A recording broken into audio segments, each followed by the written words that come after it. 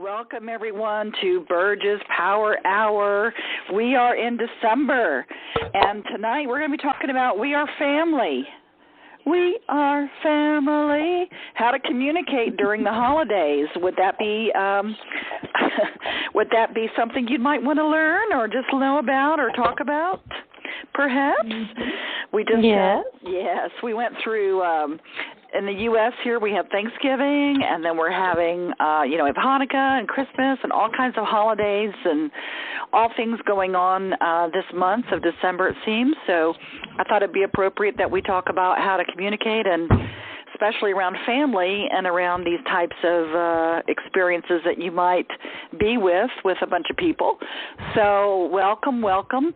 If you, what I'm going to do is I'm going to mute everybody. So let me do that. And you can unmute yourself. All you have to do is hit *6, okay? So if you want to say something, you know how these things go. If you've been with me for however many years I've been doing this, you certainly can interrupt me, ask questions, make a comment, hit *6, and that will unmute you.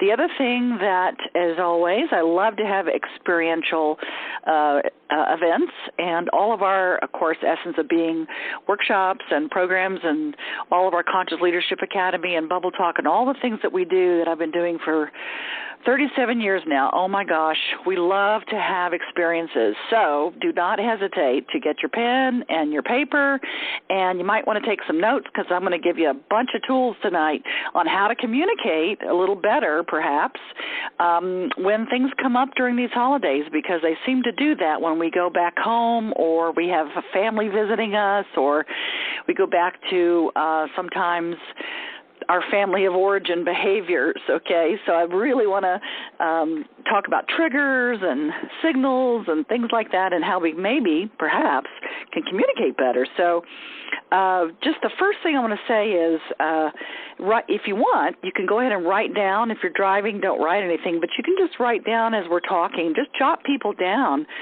that you know trigger you or that you have been triggered before, especially in your family or any of these holiday gatherings that we have. You can just jot names down. And, what I mean by trigger is you react. Like they know how to push your buttons, okay? And maybe you push their buttons. So you might want to just keep them in mind as we go through tonight's call. And, again, anytime you want to stop me, just hit *6, and that'll unmute you. And then we can have you talk about whatever triggers are coming up for you or how you can deal with a certain person, that kind of thing. And we all learn from each other. So the thing I want to say is that oftentimes when we come back to or we're together with perhaps people that we've grown up with, our family of origin, or people that have triggered us in the past, we have these subconscious dynamics that can happen. They allow people to affect us.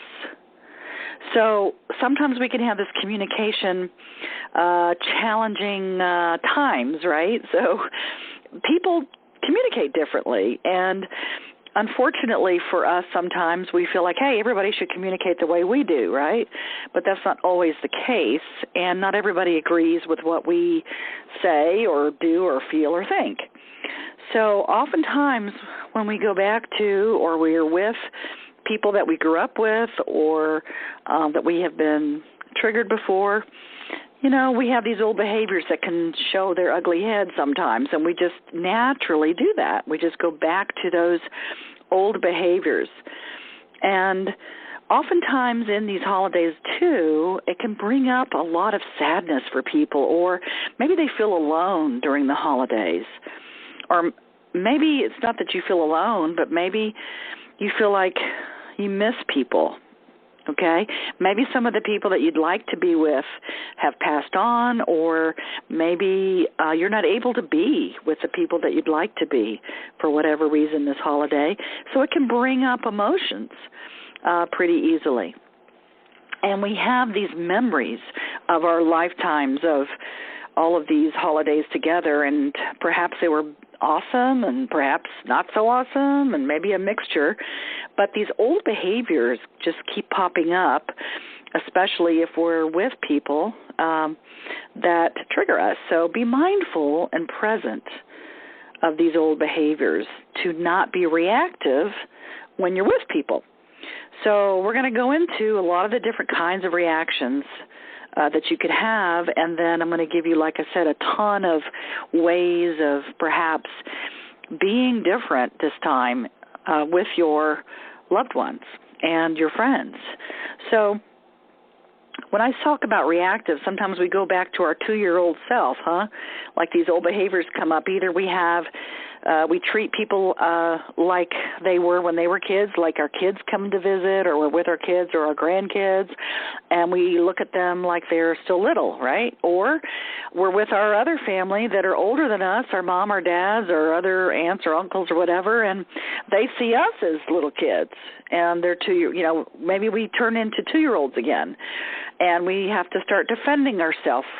Or maybe we just don't feel good enough because that's the way that we were raised. We have these feelings and these emotions connected with these people that maybe we felt not good enough.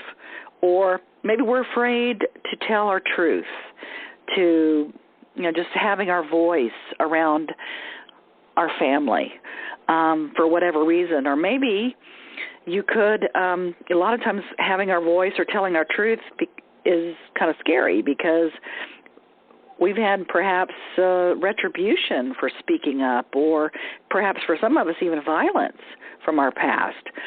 So those triggers come up again, and those emotional responses, and they're really reactions, but they're connected to our imprinting from when we were little.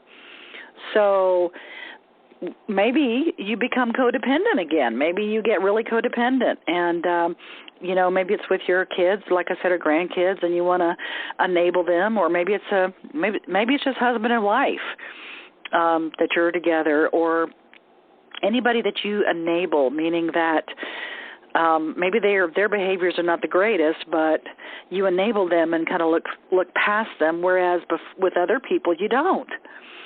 Sometimes maybe you grew up in some kind of a family environment where you were the star, where you had to take care of everybody, right? So all of those codependent behaviors come up. I've got to take care of everybody else. I'm responsible for their feelings. I have to make sure everybody's okay. Or maybe you come into this experience of the holidays with these thoughts of, do what I say and not what I do. Maybe that was told to you. Do what I say and not what I do. So you have a lot of judgments that could come up. So people, maybe growing up, you had a lot of judgments thrown at you, or projections. And I'm going to go into that a little bit too. So oftentimes when we're judged, or maybe we're the ones that's judging ourselves, or we might be judging other people, judging, our kid didn't grow up to be a doctor. What's wrong with you? Or maybe we judge ourselves because we're supposed to be different than we are now, and we didn't live up to our, quote, full potential. And maybe we feel shame because of that. Shoulda, woulda, coulda. So oftentimes when we go back home, or we have family or people with us that have known us for a while, this shame can come up for you. And you start going into the shoulda, woulda, couldas. And coming in from that filter or that framework can really set the tone for the kind of conversations and the kind of communication we can have. So just notice when you're with your friends and your family during the holidays, what feelings you have coming up. Are these new or are these old? And so they could be a new feeling, or it could be an old feeling. It just has a new slant to it, right? So, for instance, the communication in my household when I was growing up, my family made fun of me. And this was their way of showing me love. It was endearment. So my family on both sides would make fun of me. And if they made fun of me, that meant they loved me. So that was their way of showing endearment. So knowing that, I was always made fun of. And so growing up as an adult now, going through all these workshops and experiences and growth processes that I've been through, I understand that. And a lot of times I'm very self-deprecating because I'm willing to be vulnerable in front of people, but what can happen sometimes is I just go into this, if you don't make fun of me, you don't love me. And so I would project that on to other people. So that's a pattern that I've realized over the years that I had. So I have a choice. Once you find out what your pattern is, once you can identify what some of these patterns are, or what some of these behaviors or reactions are, you can actually shift them and change them, and you don't have to react. You can respond differently. So, again, I was made fun of. So this is just my example of what can happen, the difference between responding and reacting. So after a while, it got pretty old. I didn't like being made fun of. And so now I can be triggered. That's a trigger of somebody makes fun of me. I can either choose to know that they're loving me because of that, or it can hurt me. So I have a choice. And I can either respond or react. And we have, what I mean by react, it's a knee-jerk reaction. It's just, we don't think about it, it just kind of happens, right? We have this feeling or this behavior or this pattern that shows up. Now the response, meaning I have a choice. I can stop and breathe and say, I choose differently. I choose to allow this to be love. I choose this. Somebody making fun of me is they really feel safe with me, and I feel safe with them. So we have these innate responses and how we actually respond to these family members or people that we love very much, especially around holidays, because they can push our buttons or we can push theirs. Remember, the people that hurt us the most are the closest ones to us because they've got our button. That's a trigger. That's a signal. We know that it's going to happen because it's happened before, right? So you have a choice. You can say, well, I'm going to be an observer this year. I'm just going to observe how I feel. I'm going to observe what they're saying, and I am not going to allow whatever they say to hurt my feelings, and I'm going to choose to be observant of how I communicate with them. And one of the best things I always learn to do is look at everybody as innocent children. So if you can obviously see yourself as an innocent child and look in the mirror and see that little boy or little girl inside of you that still says, you know what, I want to be loved and appreciated and accepted for who I am and know that I make a difference and I'm important. And that's really owning your innocence. And then if you look at the other people in your life and look at them as little innocent children, sometimes that helps with the reaction. Because guess what? They want the same thing. They want to be loved and appreciated and accepted for who they are.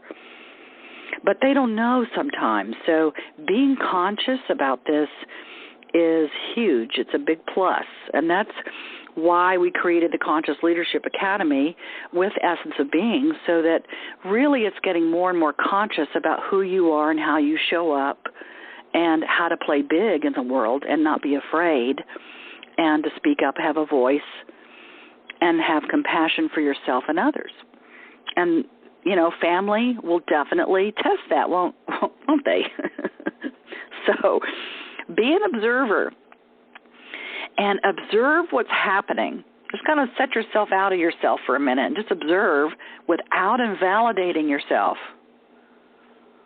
So you can observe the family dynamic or the friends or wherever you're at. Just observe, wow, before this could really trigger me, but I'm not going to invalidate myself for these feelings. See, because a lot of times you could go back to the old feelings of hiding. Some of us, maybe we hid when we were little or hid around these people. Or maybe we just were very, we fought all the time. And all these feelings of I'm not good enough, or I have to fight for what I want, or something's wrong with me. You start invalidating yourself. So my suggestion would be just observe without invalidating yourself, and don't allow it to come into your emotional space. So if people start projecting, and I'm going to explain this, projecting is, just think about yourself. Do you have fears and pain? Yes, perhaps you have. And maybe you've projected those fears, the same fears and the same pain and the same behaviors and thoughts and beliefs onto other people. And we all naturally do that until we become woke, as they say, or until we become conscious that we're doing it. We don't even know we're doing it. And the reason why people project onto other people is because we don't want to look at it. We don't want to look at our own pain and hurt and fear and all those things. So we project it onto other people so that we don't have to look at our own stuff. So what happens is when you project something onto your own fear or pain to somebody, or if they're projecting that onto you, you don't have to take it. That's theirs. And most of the time, in any family or holiday situation, there's a lot of love present, most of the time. And remember, this is a key here. Every time you're with people that love you or have loved you or that you love them, everything unlike love comes up for the purpose of healing it. So that's what love does sometimes, is it pushes up everything unlike love for the purpose of healing it. So you can look at it and go, wow, I choose to heal this. This triggered me before, and I choose to heal it now. Because you have a choice. You can either choose to heal it or you can react to it. And guess what? If you keep reacting to it, nothing changes. There's an imprint that goes on, sort of like a baby bird, knows their mom. They're imprinted on their mom. So they physically know who their mom is. But see, we have imprints, not just physical imprints, we have emotional imprints too, when you were younger. So if you're with people that you grew up with, or if you have your children or grandkids with you, there's an imprint that has happened. And so we naturally just go right back into that same imprint if we let it. So here's the catch, is to definitely choose to allow ourselves to notice it and notice the pattern. And remember, there's only two thought systems. There's only two ways you can be. You're either in fear or you're in love. Those are, really, if you boil it all down, you're either in fear or love.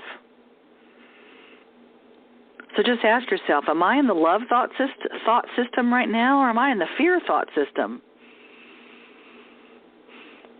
And if you get into an argument or you get into this whole trigger again where, things get heated or shut down or whatever your natural behavior is, just ask yourself, okay, am I in the fear or the love thought system?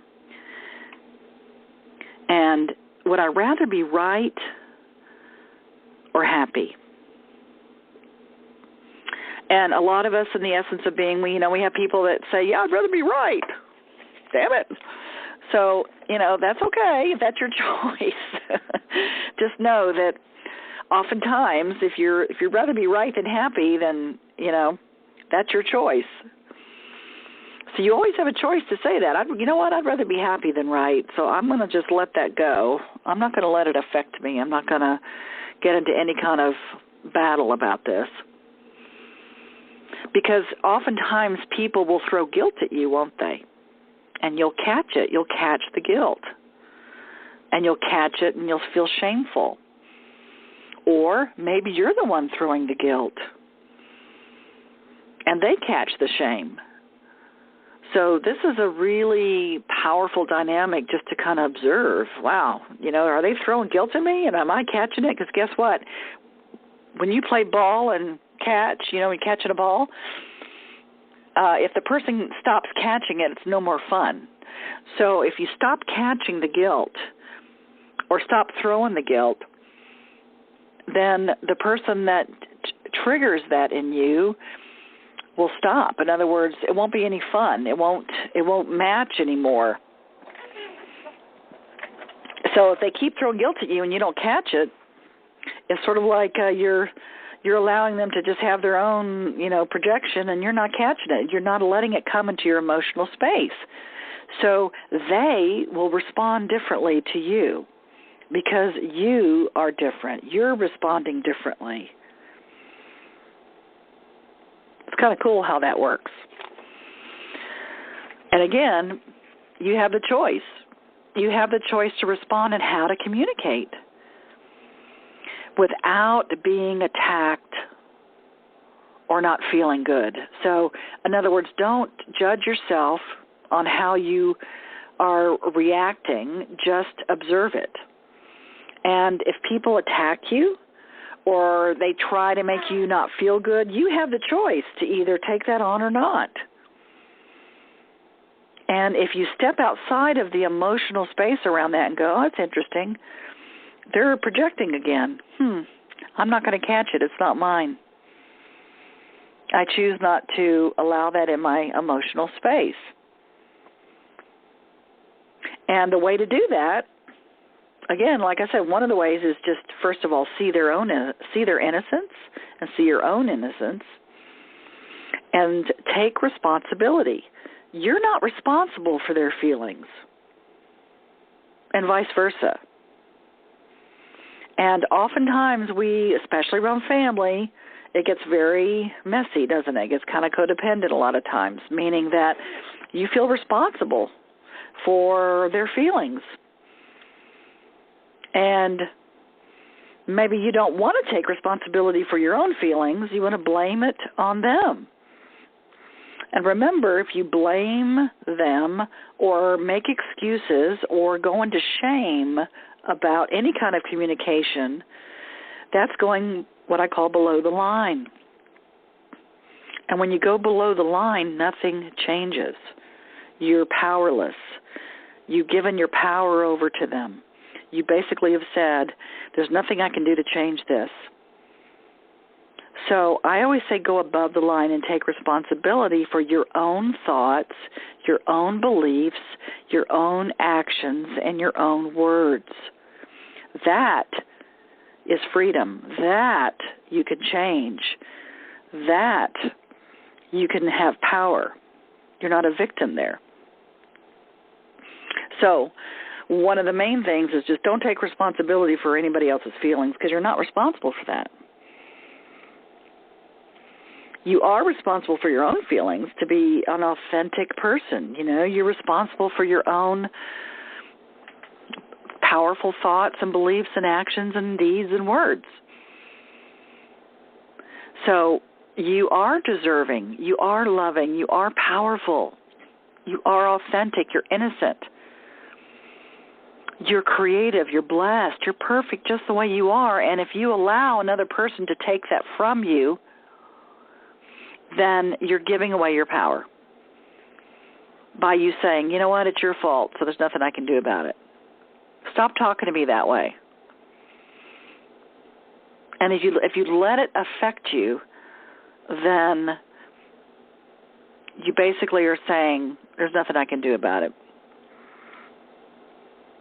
So the number one thing to do and how to respond differently and how to have more conscious communication in the holidays is to take responsibility. The second thing you could do is appreciate them. So let's say you're with your family and you're with your friends or whatever. Just if they annoy you or if they get on your nerves or, here we go again kind of conversations, just stop and appreciate one thing about them. Just take one thing. Maybe they made pecan pie, or you know what, they came out to visit. What happens is that when you raise your vibration and you start appreciating something about those people or that person, basically it raises your vibration to that level of gratitude and appreciation.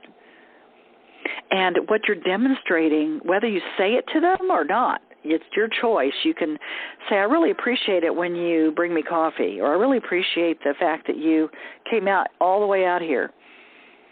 You know, it sets the tone. It sets a tone of appreciation, and they have one of two choices. They can either rise to that level of appreciation. They can either raise their vibration up to and match yours, or it can go through them, and it'll go somewhere else. It'll hit somewhere else, but that appreciation will never be wasted, because once it pings somebody else, or maybe pings the person you're talking to, basically it comes back to you because of law of attraction. So what you're sending out, you get back. Whatever signal you're sending out, you're going to get it back because of that attraction part. So law of appreciation and law of attraction go hand in hand. So again, it's never wasted. So my suggestion is definitely you want to appreciate as much as you can about them. So those are the two ways that you can shift and respond in a different way. So let me give you a bunch of tools here, and if you want to say anything or if you have questions anywhere in this, please unmute yourself. Just hit *6, and that will unmute you, and you can ask me a question or a comment or anything like that. So let me give you a bunch of tools. So one of the tools you can use, if you know you're going to go into the lion's den, and you know what I mean by that, is you can put up a mirror, an energetic mirror around you. And this really, really works. If you think this is too woo-woo or whatever, just try it and see what happens. What that means is you just imagine yourself inside a mirror, and that reflective part of that mirror is on the outside. So you're in the mirror 360 degrees. So when anything comes at you, any emotions, any words, anything at all that comes at you that feels painful or hurtful, it bounces off of you. It doesn't come into your space because of the reflection of that mirror. It's an energetic mirror. It really works. It just bounces off of you, and you don't feel it. So that's a cool little thing you can use. Another tool is the Sedona method. And for communication, this is really powerful, to ask yourself, okay, when you're in the middle of an argument, or somebody's trying to attack you, or maybe they feel shut down or whatever it is, you can ask yourself, okay, what is my now feeling? That's the first question you ask yourself. What am I feeling now? What's my now feeling? Okay, you could say I'm feeling hurt. Then the second question you ask is, could I allow it? Meaning, could you allow yourself to feel that for a minute? Yeah, I can allow myself to feel hurt. The third question you ask yourself is, could I let it go? Could I let that feeling go? Yeah, I could let it go, but I don't want to because I'm hurt. And the fourth question is, well, would I let it go? And maybe your answer is, no, I don't want to let it go. And the fifth question is, when? When do you want to let it go? Well, sometime. Sometime I do. And then you go back to the beginning and you say, okay, now what is my feeling? All right, well, I'm feeling a little less hurt and more empowered. Well, could I allow it? Yes, I could allow it. I can be more empowered. Well, could I let it go? Could I let it go feeling like a victim? Yes, I can let it go. Would I let it go? Yes, I'll let it go. When? Now. So if you can get to the now part, it may take 2 times to go through it, or 3 times, maybe 4. But it's a really quick and easy, cool process to do with yourself. What is my now feeling? Could I allow it? Could I let it go? Would I let it go? When? If you're getting triggered. Or some other, I heard someone else, I can't remember who it was, said signal. Instead of trigger, it's a signal. So that's a really cool technique to use. The other thing is, always, if you feel like you're always, having to defend yourself, or maybe you're just not feeling like you can tell your truth without, hurting somebody, one of the best ways to tell your truth and share what you're feeling, or just, have a voice to stand in your power and play big, is say, hey, the truth for me is this.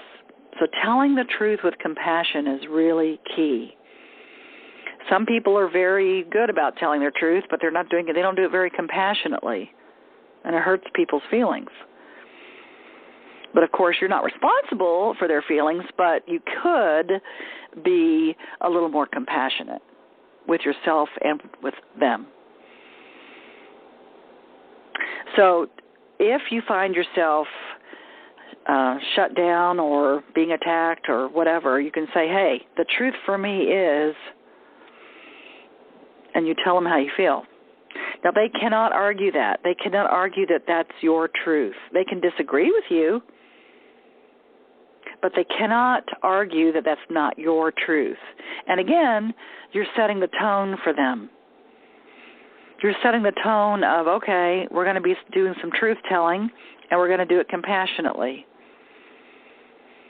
And one of the best ways I know to do that is you ask yourself this question: will this serve to say it? So if you want to tell your truth to somebody, ask yourself, will this serve to say it? And the second thing you ask is, okay, if it's a yes, will this serve to say it yes? Who will it serve? It'll serve me. How's it going to serve me? So you always want to ask that question. If I'm going to say, will this serve to say it? If it's no, don't say it. Just don't say it. Don't bring it up. But if you're wanting to tell your truth with compassion, so let's say, for instance, I'll give you an example. Let's say that somebody in my family hurt me. Okay, so I could say, you know what, the truth for me is you hurt me. Will this serve to say it? Yes. Who's it going to serve? Me. How's it going to serve me?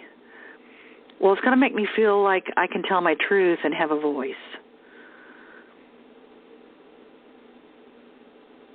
Or I'm going to have an opinion and speak up so I won't feel like I am wrong all the time. And if you have the highest good for all concerned at your fingertips, in other words, just always go into any kind of communication with anybody and think, is this the highest good for all concerned? Is this conversation going to be the highest good for all concerned? And you can choose. That's the thing I want you to understand, is we have a choice. And that's what we definitely learn and practice in Essence of Being and all of the Conscious Leadership Academy and everything that we do with all of our courses.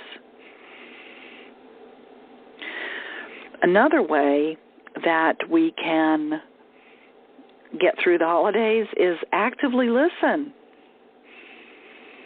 Actively listen to people. Be present. Be present when they're speaking. And how you do that is you observe. In other words, you can actually not bring the past up, meaning that, sometimes they may say something, you're thinking, oh, here we go, they're going to say this again, or I've heard this story before, or this is where they get mad at me. And maybe this time it's different, but we've already projected or thought about, okay, this is how it's going to go down. So just be present. Maybe it's going to be different. And actively listen to what they're saying. Don't put your own words and your own filters on what they're saying to you. Because remember, you're responsible for your own feelings, thoughts, and behaviors and actions.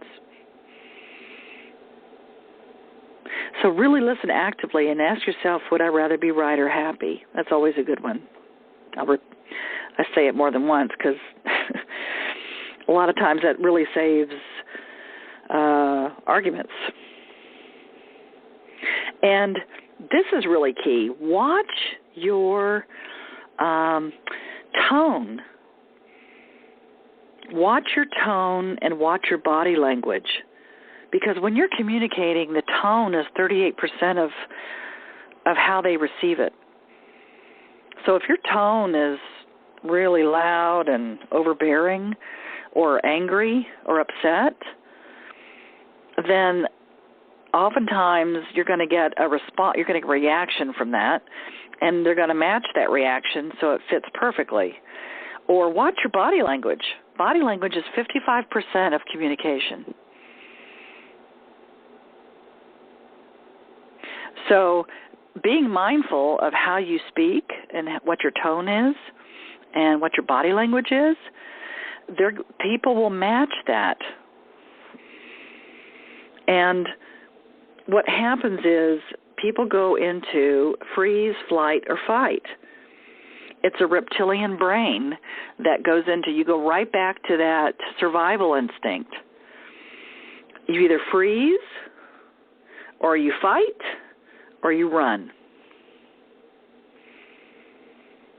And this is natural for everybody. I mean, it's a natural instinct that we have. And going back to the family of origin or being with people that we've known for a while, we go right back to the same mechanism that we used to use. Or maybe we continually use it. It's not used to, we still use it. We freeze, or we hide, or we run and hide and just don't play. We just don't want to talk to them anymore. Or we fight. Okay, put up your dukes. And if you're that kind of person where you're like, all right, let's fight, just ask yourself, you know what, does this really serve? Who's this serving? You know, would I rather be right than happy? And the other thing that I always put this filter on, when you're with family or friends that you haven't seen for a while, or maybe you have, but the point is, you know what, this might be the last time you see them. And how do you want the last time that you see somebody to be? I mean, you never know. Especially if you don't see them very often. You don't know. So ask yourself, okay, if this was going to be the last time I see this person, how would I want to leave it?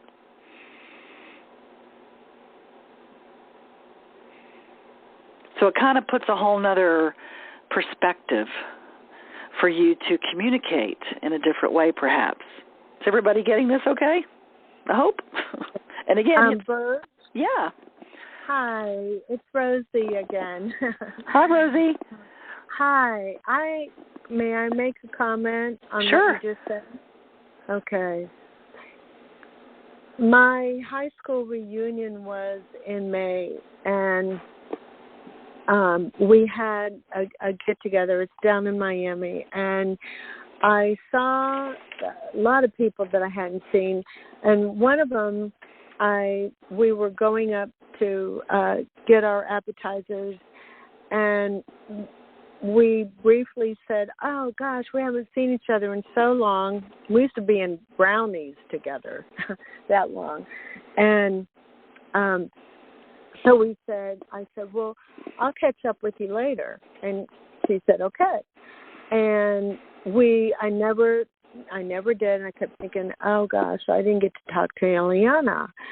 So last week, 4 days ago, on Facebook, my other friend said, wow, Eliana must have had a heart attack and died in her sleep. Wow. And so backing up exactly what you're talking about, then I became so conscious of that. And some of us have parties and get-togethers, and people are saying, you know, come over and see us. And I'm going to one Saturday that there's a whole bunch of people that I haven't seen in like 9 or 10 years. And I'm purposely now going to go up and just make a contact and say something nice and pleasant. That's the purpose of me going, is to just spread love. I'm not thinking, what am I going to get? Is it going to be a great party or whatever? I'm just thinking, wow, I may never see them again. That's and awesome. It really hit me, so I thought I'd share. That's awesome, Rosie. Yeah, it does put a different perspective, doesn't it? Yeah, and we're not talking real old. She's like 50. Wow.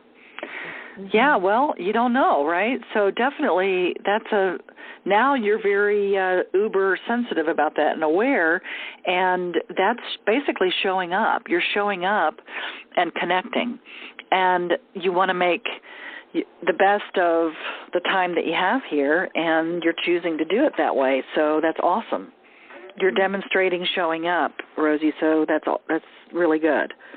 Yeah, well, I just really wanted people to know that, you know, I know all of us have that, oh, I didn't get to talk to so-and-so, or we think about it, and then we don't know what could happen. That's right. So. That's right. Thank you for sharing that. Absolutely. You're welcome. Yeah. And unfortunately, the older we get, the more that's true. So, you know, so yeah.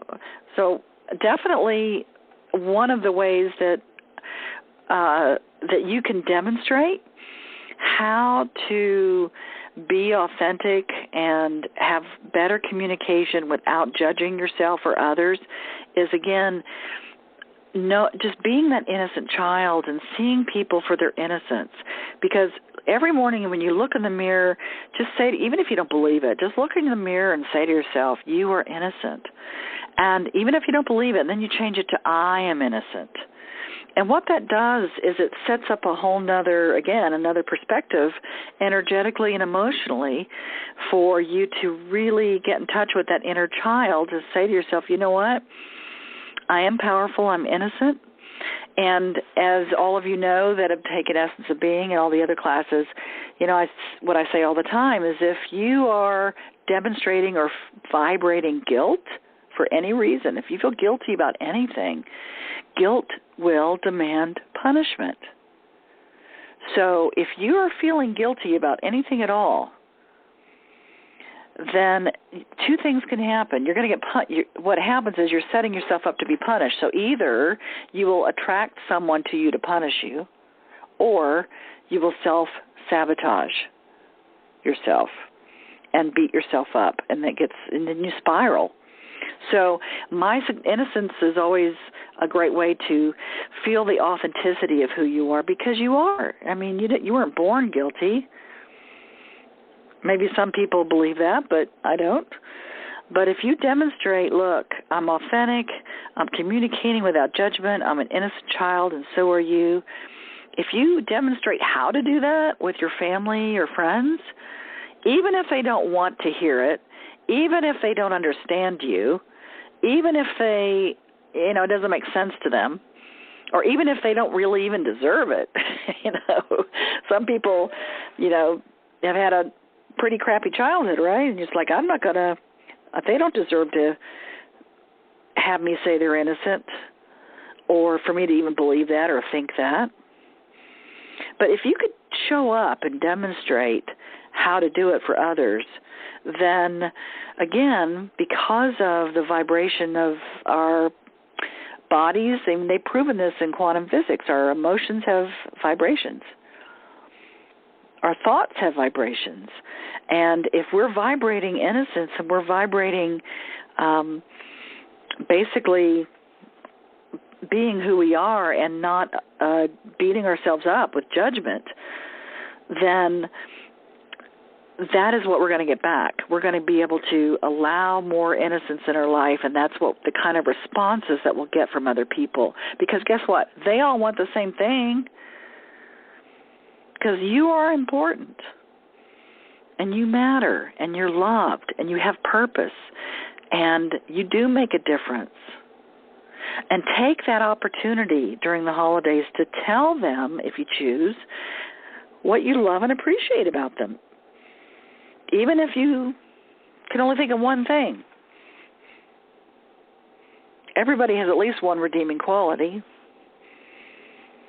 So you can take that opportunity to either tell them or at least think it.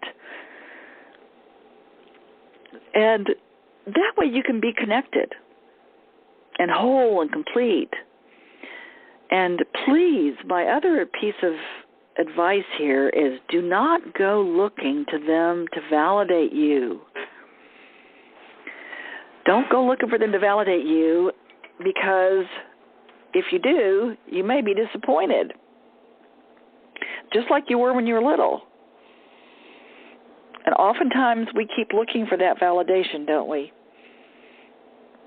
And we look for others to validate who we are, and is this okay, and am I okay? Am I good enough? Tell me I'm good enough. And some of us, are still looking for that. We're looking for Daddy and Mommy to validate us and say, you did a good job. And what if we just know that? What if we embody that? What if we know that we're good enough and that we don't need other people to validate us? But oftentimes around family, or anybody, actually, with authority, we want authority to validate us and say, you're okay. It's that whole Wizard of Oz thing. We want the wizard to kind of tell us, all is well, right? I'm okay, right? So just be mindful that when you are with your friends and family these holidays, don't go looking to them to validate you or for you to validate them. Just demonstrate to them how loving and powerful you are. And on one of my calls, I had somebody give me a new serenity prayer, because I think many of you are familiar with the serenity prayer. God, grant me the serenity to accept the things I cannot change, the courage to change the things I can, and the wisdom to know the difference. Here's a new one. Grant me the courage to change the one person in the world that I can.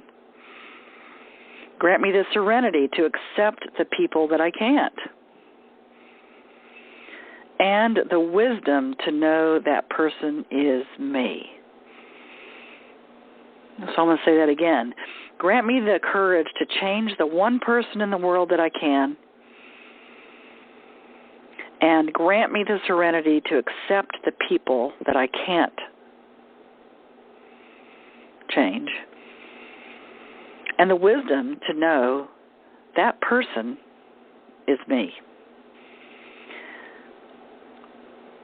Because, again, if you try to change the other person, that doesn't work, does it? Or, if you're any kind of relationship, you have 4 choices. You have 4 choices. You can either try to change the other person, which we all know doesn't usually work. The second choice is suffer. No one wants to do that. Unless you want to definitely go out as a martyr. Maybe you want to suffer some more. The third is to leave, which you could do. For some people you can't, because they're your sister or whatever. It's hard to kind of just leave the relationship. You can not talk to them anymore, I guess. But that leaves a hole sometimes. But the fourth, which I always pick this one, because this is the one to do, this is one that you really have the power and the ability to do, is you change yourself. Change how you feel, change what your thoughts are, change your behaviors, change your responses. Change that part of you that feels less than, that feels unworthy.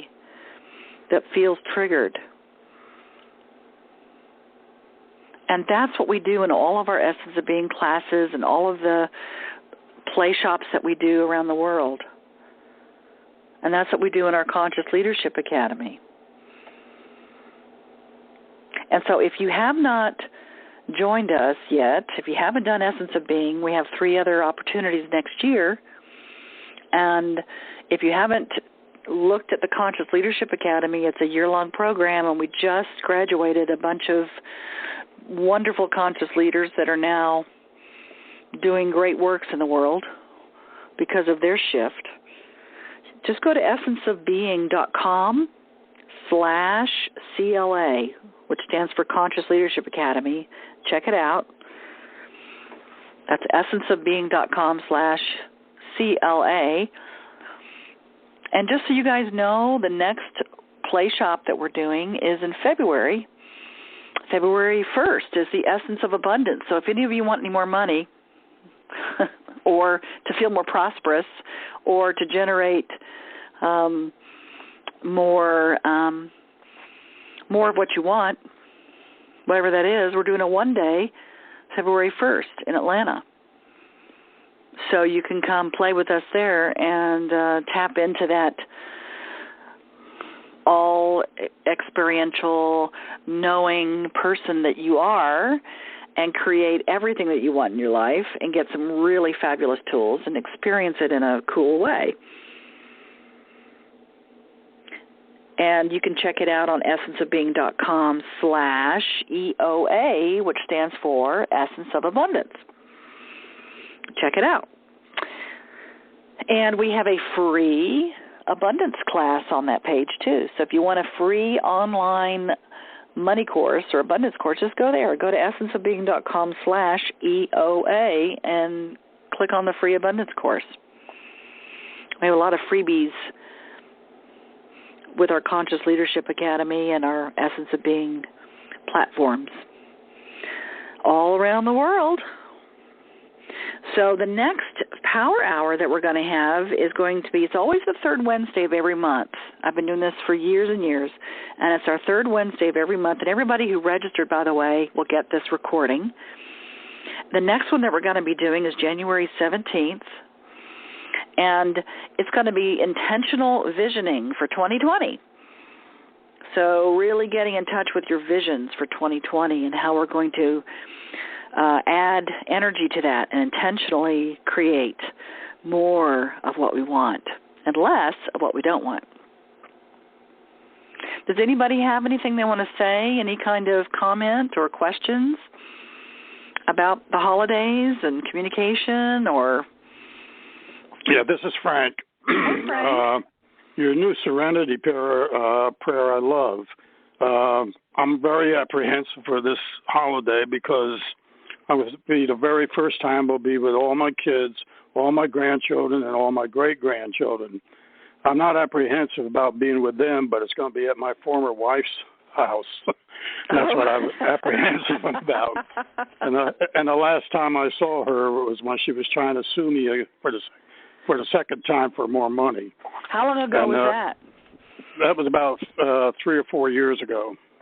And is that complete? Did it end, or are you still in the... Yeah, I won both times she tried to sue me. I won, but okay. I'm still apprehensive about it. Okay. Well, so what is your now feeling? You're apprehensive? Yeah, I'm to be in the presence, I guess, of her at my old house where I used to own. Okay. So here's a little I've got so many things for you, Frank. So one of them is doing the Sedona method. So what is your now feeling about being with your former wife? Apprehensive. Could you allow it? Yes. Could you let it go? Oh, yeah, I could definitely let it go. I want to let it go. Would you let it go? Sure. When? Well, now it's as good as ever. Okay. Okay. That's about as easy as it gets right there. Right. Once you get to now, when are you going to let it go? Now. Okay. So if that apprehension or that fear if it comes up, again, do that little do the Sedona method. What's my now feeling? Could I allow it? Could I let it go? Would I let it go? When? Because the truth for me is she cannot hurt you because you are powerful, and if you put that mirror up, when you walk in, just put yourself inside that mirror, and anything that feels negative or feels fearful, it'll bounce off of you. And I would suggest you focus on the very first time you're together with all your kids, your grandkids, and your great-grandkids. Focus on the love and the legacy of what you have achieved and how you're leaving this planet. And be in the heart space with them.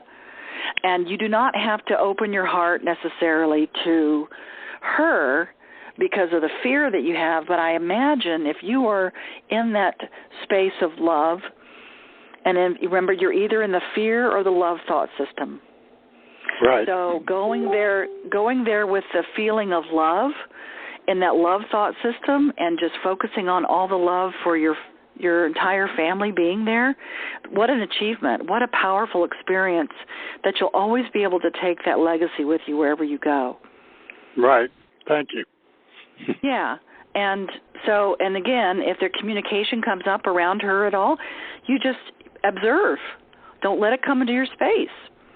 Do not let it trigger you. Observe it and just not invalidate it. Don't allow it I'm going to keep my mouth shut. Well, okay. Well,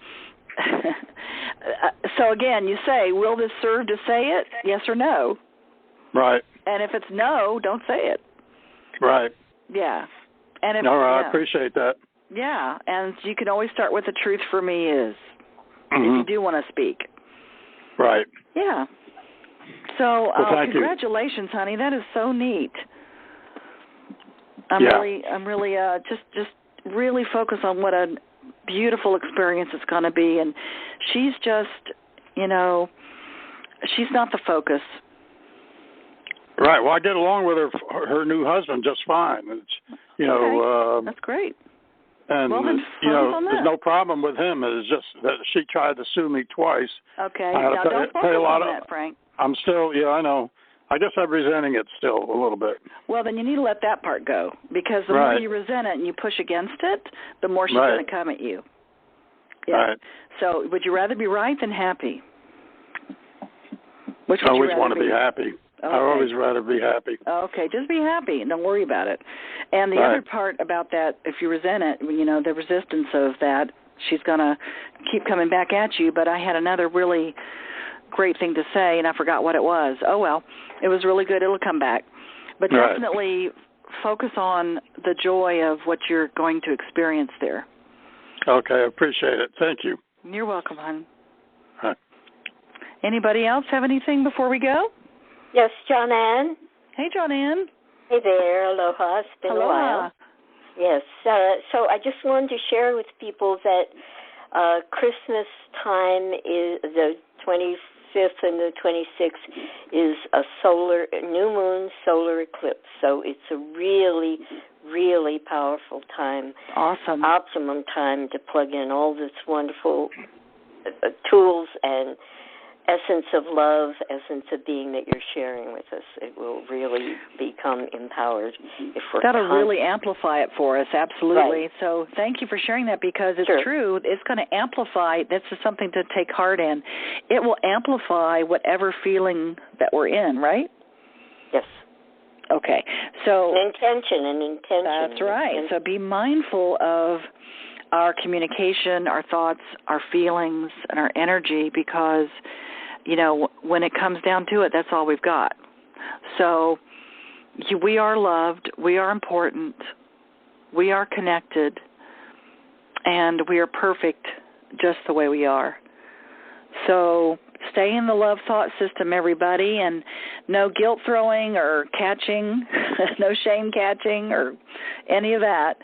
And I promise you that this will be a fabulous experience for everybody this holiday season, and I wish all of you happy holidays, Merry Christmas, and all those things that you can say to allow that heart chakra to open up and to connect with joy and happiness, because you can't take it with you, man. This is it, right? So come play with me next year in 2020. It's a whole nother decade, and it's never too late. And the last thing I want to say is you're not alone. And I'm going to go ahead and take you off mute.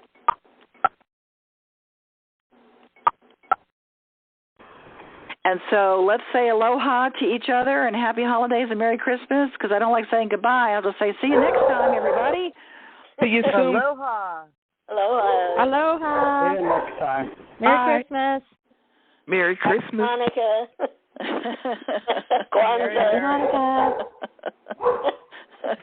See you next time, everybody. Take care. Bye. Bye.